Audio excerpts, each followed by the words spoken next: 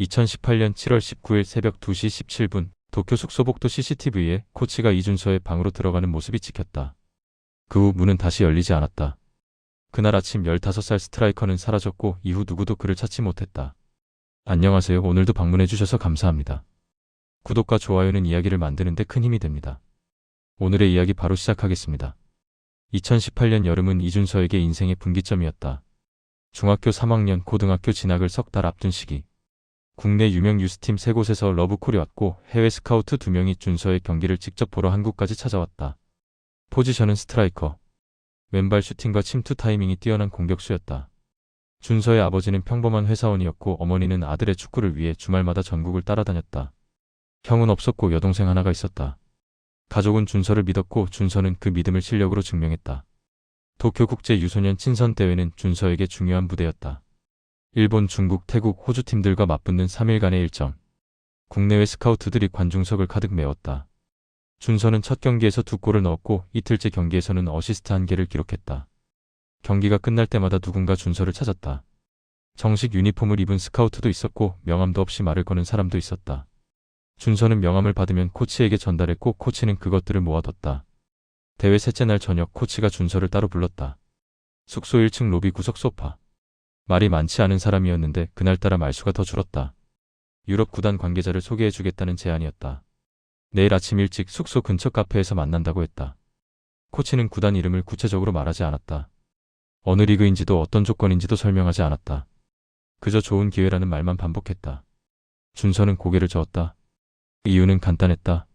정식 절차가 아니라는 느낌. 부모님께 말씀드리지 않은 만남. 코치의 어색한 시선. 준서는 유럽행을 꿈꿨지만 이런 식으로는 아니었다. 제대로 된 에이전트를 통해 부모님과 함께 결정하고 싶었다. 15살 소년치고는 또래보다 신중한 편이었다. 친구들이 충동적으로 결정을 내릴 때 준서는 한 번 더 생각했다. 축구에서도 그랬다. 슈팅 찬스가 와도 각도가 좁으면 패스를 선택했다. 코치의 표정이 굳었다. 재차 설득했지만 준서는 거절을 반복했다. 코치는 점점 조급해 보였다. 손가락으로 탁자를 두드렸고 시선은 로비 입구 쪽을 계속 확인했다. 준서는 그 모습이 이상하다고 느꼈지만 깊이 생각하지 않았다. 어른의 사정이 있겠거니 했다.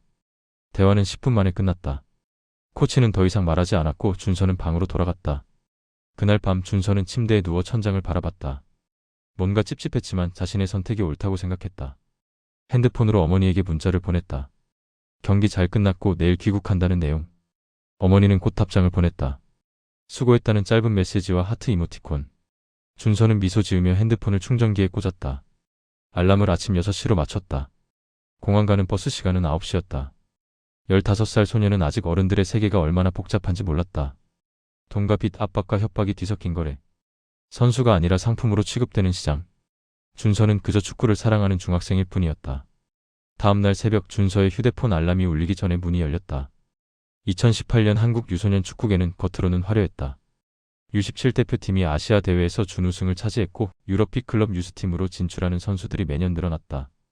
언론은 한국 축구의 밝은 미래를 예측했다. 손흥민, 이강인 같은 성공 사례들이 젊은 선수들에게 희망을 줬다. 부모들은 아이들을 축구 유망주로 키우기 위해 사교육비를 쏟아부었다. 주말마다 전국의 축구장은 유소년 경기로 붐볐다. 하지만 경기장 뒤에서는 다른 이야기들이 흘렀다. 불법 브로커 조직. 정식 에이전트 라이선스 없이 유망한 중학생, 고등학생들을 해외로 빼돌리는 사람들. 이들은 주로 동유럽, 동남아, 중동의 이름 없는 구단과 연결돼 있었다. 계약서는 있었지만 내용은 불투명했고 약속된 월급은 제때 나오지 않았다.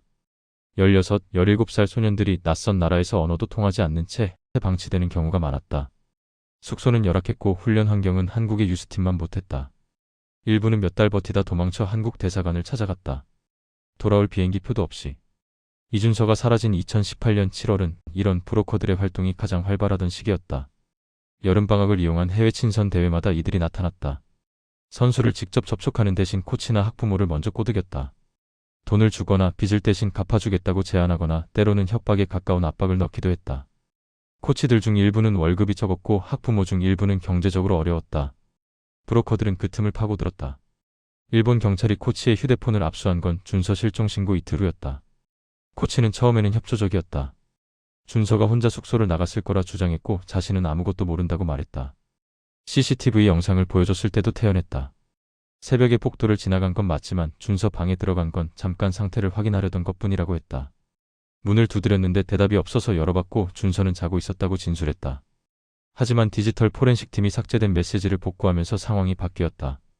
브로커와 주고받은 대화 내역, 계좌 입금 기록, 그리고 사건 전날 밤부터 당일 새벽까지 이어진 긴박한 메시지들. 브로커는 코치에게 계속 재촉했다. 준서를 데려오라고. 지금 당장. 시간이 없다고. 코치는 망설였지만 결국 응답했다. 대화 내용 중 일부에는 금액이 명시돼 있었다. 선수 한 명당 얼마, 계약금으로 얼마. 코치 개인 계좌로 입금된 돈은 2천만 원이 넘었다. 경찰이 코치를 다시 소환했을 때 코치의 얼굴은 창백했다. 증거를 하나씩 제시하자 코치는 말을 잃었다. 변호사 동석 요구도 하지 않았다. 그저 고개를 숙인 채 책상을 바라봤다. 30분 정도 침묵이 흐른 뒤 코치가 입을 열었다. 도박빚이 있었다는 고백이었다. 새벽 2시 5분 코치는 브로커에게 마지막 메시지를 보냈다. 알았다는 짧은 답장. 12분 후 CCTV에 코치의 모습이 찍혔다. 슬리퍼를 질질 끌며 복도를 걷는 모습. 카메라는 그가 준서의 방문 앞에 멈춰서는 순간까지 담았다. 복도는 고요했다. 비상구 표시등만이 초록빛을 내뿜고 있었다. 3층 복도 끝에서 시작된 발소리. 슬리퍼가 바닥을 질질 끄는 소리가 CCTV 마이크에 희미하게 잡혔다. 코치는 몇 번이나 멈춰섰다가 다시 걸었다. 손에는 아무것도 들려있지 않았다. 주머니에 손을 넣었다 뺐다를 반복했다. 3층 복도에는 12개의 방이 있었고 준서의 방은 복도 중간쯤에 위치했다. 코치가 준서의 방문 앞에 도착한 시각은 새벽 2시 17분 32초.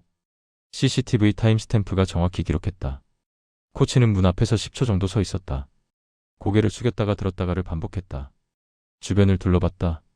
복도에는 아무도 없었다. 다른 방들은 모두 조용했다. 선수들은 피곤해 지쳐 깊은 잠에 빠져 있었다. 마지막 경기가 끝난 뒤 저녁 회식까지 했기 때문이다. 코치가 노크를 했다. 소리는 작았다. 깨우려는 노크가 아니라 형식적인 노크였다. 당연히 대답은 없었다. 코치는 몇 초 기다렸다가 손잡이를 돌렸다. 문은 잠겨있지 않았다. 숙소 규정상 내부에서는 잠글 수 있었지만 준서는 잠그지 않았다. 익숙한 코치들이 함께 있는 숙소였고 안전하다고 생각했기 때문이다. 문이 열렸다. 코치가 안으로 들어갔다. 2시 17분 51초. 문이 닫혔다. CCTV는 더 이상 내부를 볼 수 없었다. 복도는 다시 고요해졌다. 비상구 표시등만 깜빡이지 않고 켜져 있었다. 준서의 방은 2인실이었지만 혼자 쓰고 있었다. 원래 룸메이트가 배정돼 있었지만 그 선수가 부상으로 대회 참가를 취소하면서 준서 혼자 남게 됐다. 침대 2개, 책상 하나, 작은 옷장 하나. 창문은 커튼이 쳐져 있었고 에어컨은 꺼져 있었다. 준서는 더위를 타지 않는 편이었다. 핸드폰은 책상 위 충전기에 꽂혀 있었고 화면은 꺼져 있었다. 알람은 6시로 설정돼 있었다. 코치가 침대 옆에 섰다. 준서는 옆으로 누워 자고 있었다. 얕은 숨소리. 평화로운 얼굴. 15살 소년의 잠은 깊었다. 코치는 준서의 어깨를 흔들었다. 준서가 눈을 떴다. 깜빡이며 초점을 찾았다. 어두운 방 안에서 코치의 윤곽이 보였다. 준서는 시계를 봤다. 새벽 2시. 무슨 일인지 물었다. 목소리는 잠에 취해 있었다. 코치가 말했다. 일어나야 한다고. 지금 가야 한다고. 준서는 이해하지 못했다. 어디를 가냐고 물었다. 코치는 대답 대신 다시 재촉했다. 빨리 움직이라고. 짐을 챙기라고. 준서는 침대에서 일어나 앉았다. 뭔가 이상했다. 코치의 목소리는 떨리고 있었고 숨소리는 거칠었다. 준서는 거부했다. 안 간다고 말했다. 그 순간 코치의 태도가 바뀌었다. 목소리가 높아졌다. 선택의 여지가 없다고. 이미 정해진 일이라고. 준서는 침대에서 내려와 뒤로 물러섰다. 코치가 한 발짝 다가왔다. 준서는 다시 거부했다. 부모님께 말씀드려야 한다고. 이건 잘못됐다고. 옆방 선수가 그 소리를 들었다. 정확히는 잠결에 뭔가 이상한 소리를 들었다고 나중에 진술했다. 말다툼 같기도 하고 누가 뭐라고 하는 것 같기도 했다. 하지만 곧 조용해져서 다시 잠들었다고 했다. 그 침묵이 시작된 시각이 중요했다. 새벽 2시 19분경. 무언가 결정적인 일이 벌어졌다. 코치는 평생 폭력과는 거리가 먼 사람이었다. 선수 시절에도 카드를 거의 받지 않았고 코치가 된 뒤에도 소리를 지른 적이 손에 꼽았다. 온화한 성격, 참을성이 많은 편. 동료들은 그렇게 평가했다. 하지만 그날 새벽 코치는 자신이 얼마나 궁지에 몰려있는지 뼈저리게 느끼고 있었다. 도박빚. 시작은 작았다. 친구 따라간 카지노에서 이긴 10만 원. 그게 시작이었다. 돈이 쉽게 느껴졌다. 다시 갔다. 이번엔 졌다. 만회하려고 또 갔다. 더 졌다. 악순환이 시작됐다. 사채를 썼다. 이자가 붙었다. 빚은 눈덩이처럼 풀어났다. 1년 만에 3천만 원이 넘는 빚을 지게 됐다. 월급으로는 이자도 감당할 수 없었다. 독촉 전화가 하루에 수십 통씩 걸려왔다. 브로커가 나타난 건 그 즈음이었다. 국내 대회에서 우연히 만났다. 명함을 건넸다. 해외 구단 스카우트라고 소개했다. 처음에는 정상적인 제안처럼 보였다. 유망한 선수가 있으면 소개해달라고. 소개비를 주겠다고. 코치는 거절했다. 하지만 브로커는 집요했다. 코치의 상황을 알아냈다. 빚이 있다는 것, 힘들어한다는 것, 그리고 제안을 바꿨다. 빚을 대신 갚아주겠다고. 대신 선수 한 명만 데려오면 된다고. 이준서를 원한다고. 코치는 거절했다. 여러 번 거절했다. 하지만 브로커는 포기하지 않았다. 압박이 시작됐다. 채권자들이 코치의 가족에게 연락하기 시작했다. 어머니가 전화를 받았다. 아내가 독촉장을 받았다. 코치는 무너졌다. 도쿄대회 일주일 전 코치의 계좌로 2천만 원이 입금됐다. 브로커가 보낸 돈이었다. 성금이라고 했다. 나머지 8천만 원은 일을 끝낸 뒤에 준다고 했다. 코치는 그 돈으로 가장 급한 빚을 갚았다. 독촉 전화가 줄었다. 잠시 숨통이 트였다.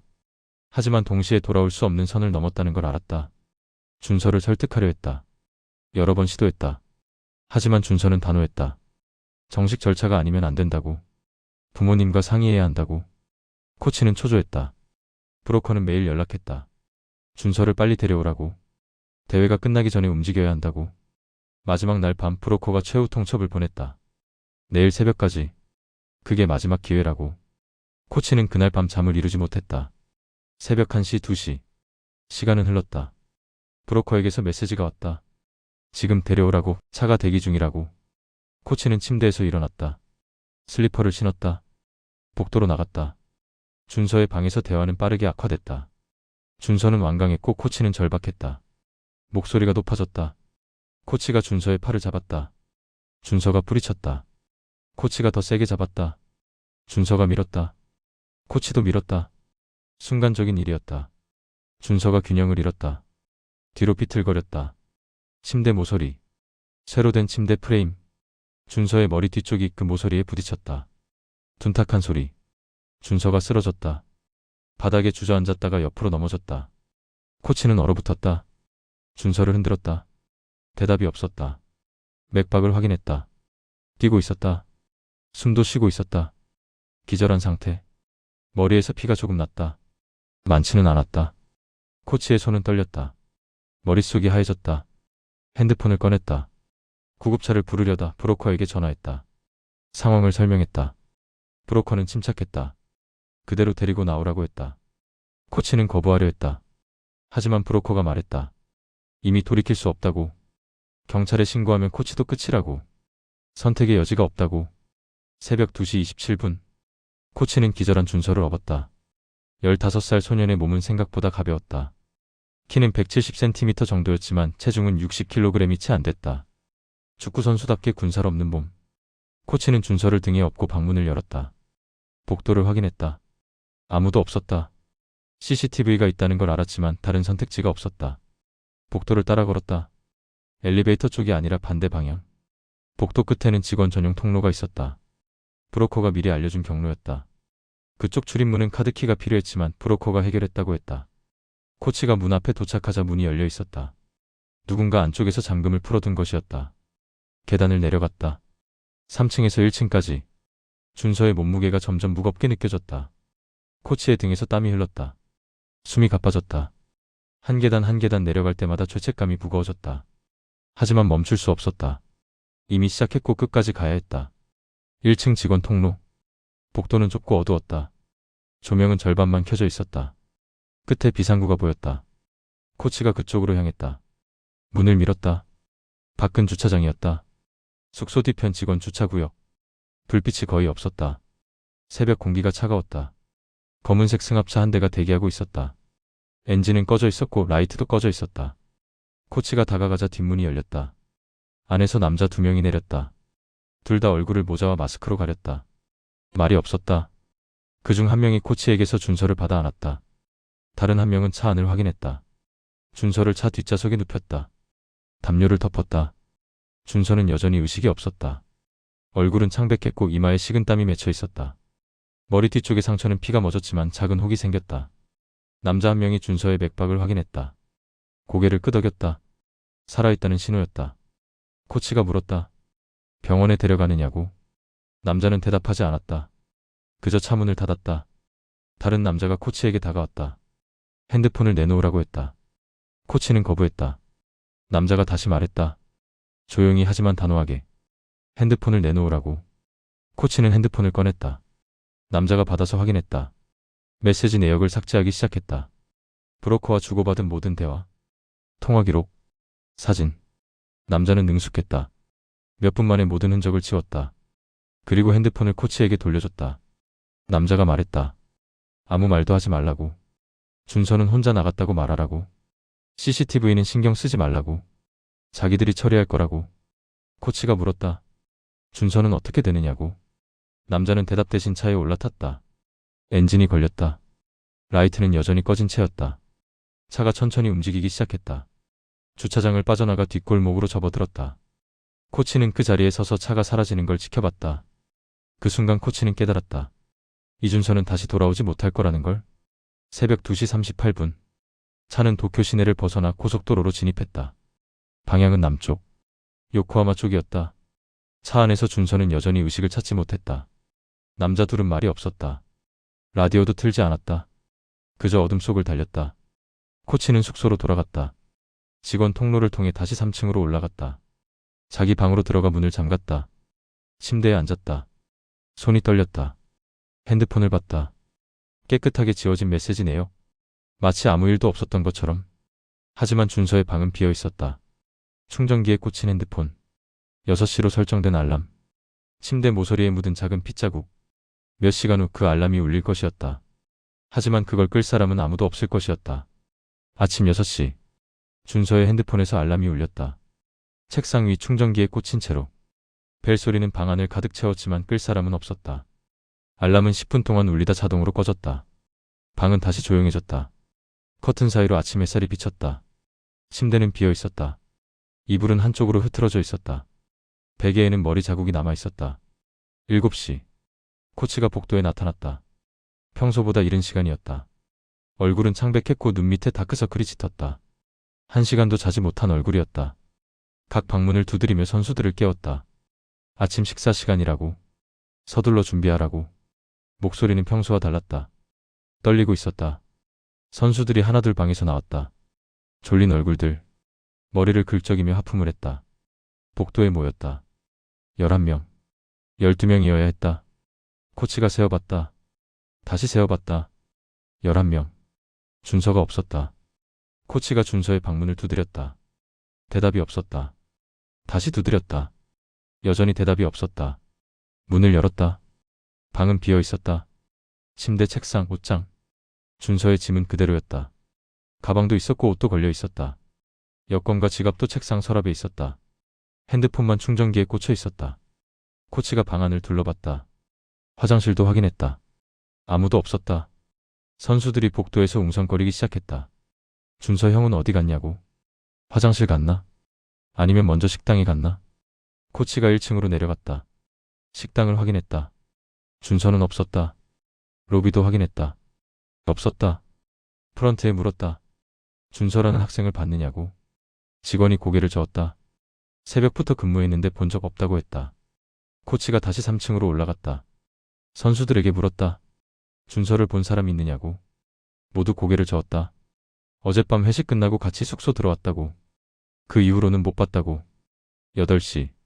코치가 한국팀 감독에게 연락했다. 준서가 보이지 않는다고. 방에도 없고 숙소 어디에도 없다고. 감독이 직접 확인하러 왔다. 준서의 방을 봤다. 짐을 확인했다.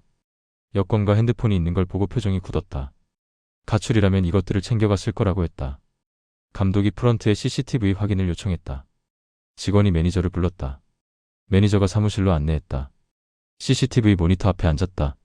어젯밤 11시부터 재생했다. 선수들이 숙소로 돌아오는 모습, 복도에서 장난치는 모습, 하나씩 방으로 들어가는 모습. 12시쯤 복도가 조용해졌다. 새벽 1시. 아무 움직임 없음. 새벽 2시. 여전히 조용함. 그리고 2시 17분. 코치가 나타났다. 슬리퍼를 끌며 걷는 모습. 준서의 방 앞에 멈춰 서는 모습. 문을 여는 모습. 들어가는 모습. 감독이 화면을 멈췄다. 코치를 봤다. 코치는 모니터를 응시하고 있었다. 얼굴에서 혈색이 사라졌다. 감독이 물었다. 왜 새벽에 준서 방에 들어갔느냐고. 코치가 대답했다. 컨디션 확인하러 갔다고. 내일 귀국이라 한번 확인하고 싶었다고. 감독이 다시 물었다. 그럼 준서를 봤느냐고. 코치가 고개를 끄덕였다. 자고 있었다고. 깨우지 않고 나왔다고. 영상을 계속 재생했다. 코치가 방에서 나오는 장면을 기다렸다. 하지만 2시 30분이 지나도 코치는 나오지 않았다. 3시, 4시, 5시. 코치는 복도에 나타나지 않았다. 감독이 영상을 빨리 감기했다. 아침 7시. 코치가 복도에 나타났다. 자기 방에서 나오는 모습이었다.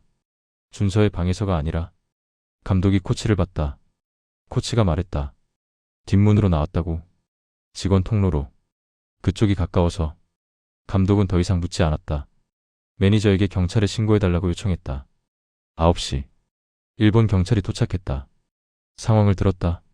준서의 방을 확인했다. 사진을 찍었다. 선수들에게 질문했다. 어젯밤에 이상한 점은 없었느냐고. 한 선수가 손을 들었다. 옆방에 있던 선수였다. 새벽에 소리를 들었다고 했다. 형사가 물었다. 무슨 소리였느냐고. 선수가 대답했다. 잘은 모르겠지만 말다툼 같았다고. 누가 뭐라고 하는 것 같았다고. 몇 시쯤이었냐고 물었다. 선수가 고개를 저었다.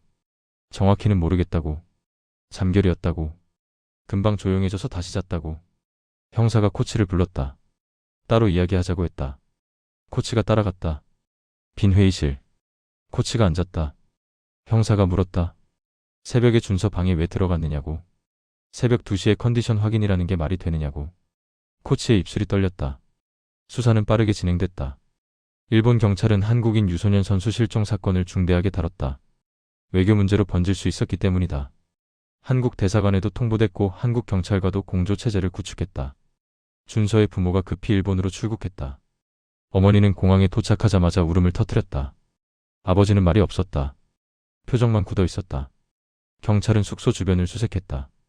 반경 1km 내 CCTV를 모두 확인했다. 편의점, 식당, 주차장. 하지만 준서의 모습은 어디에도 잡히지 않았다. 혼자 걸어나간 흔적이 없었다. 택시 기록도 확인했다. 새벽 시간대에 숙소 근처에서 탑승한 기록 없음. 대중교통도 마찬가지. 준서는 마치 공기처럼 사라진 것 같았다. 이틀째 되는 날 디지털 포렌식 팀이 투입됐다. 준서의 핸드폰과 코치의 핸드폰을 압수했다. 준서의 핸드폰에서는 특이사항이 없었다. 마지막 활동은 전날 밤 11시. 어머니에게 보낸 문자 메시지. 잘 지내고 있다는 내용. 그 이후로 아무 활동 없음. SNS도 확인 안 함. 전화도 안 받음. 문제는 코치의 핸드폰이었다. 겉으로는 깨끗했다. 메시지 내역도 정상. 통화 기록도 평범. 하지만 포렌식 전문가가 깊이 파고들자 이상한 점이 발견됐다. 삭제된 데이터의 흔적. 대량의 메시지와 통화 기록이 최근에 지워졌다. 복구 작업에 들어갔다. 하루가 걸렸다. 삭제된 데이터의 70% 정도를 복구했다. 내용을 확인하는 순간 수사팀의 분위기가 바뀌었다. 모르는 번호와 주고받은 수십 통의 메시지. 대화 내용은 명확했다.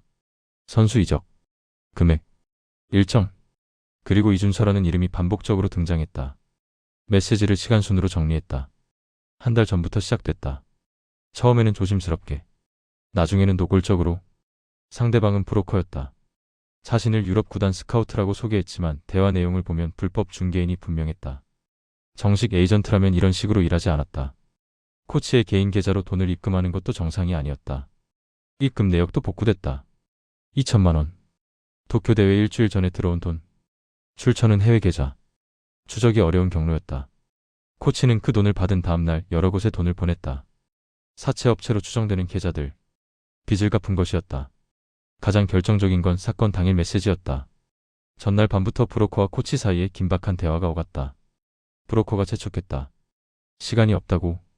내일 새벽까지 데려와야 한다고. 코치가 망설였다. 준서가 거부한다고. 설득이 안 된다고. 브로커가 압박했다. 돈은 이미 받았다고.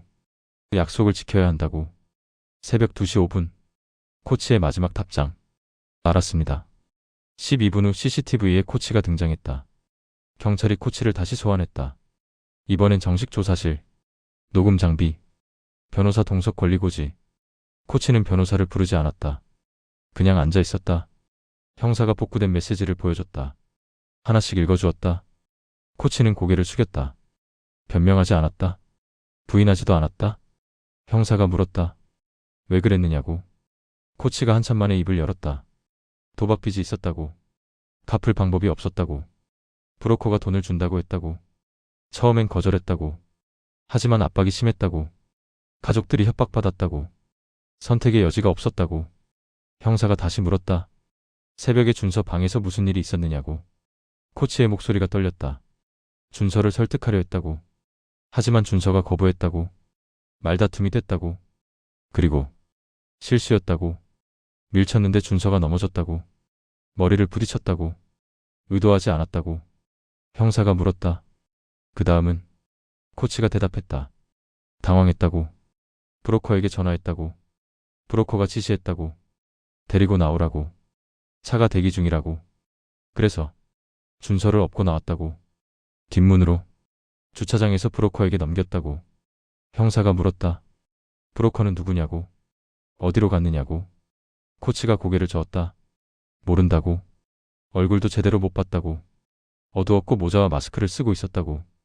차 번호는 기억나느냐고 물었다. 코치가 또 고개를 저었다. 정신이 없어서 보지 못했다고.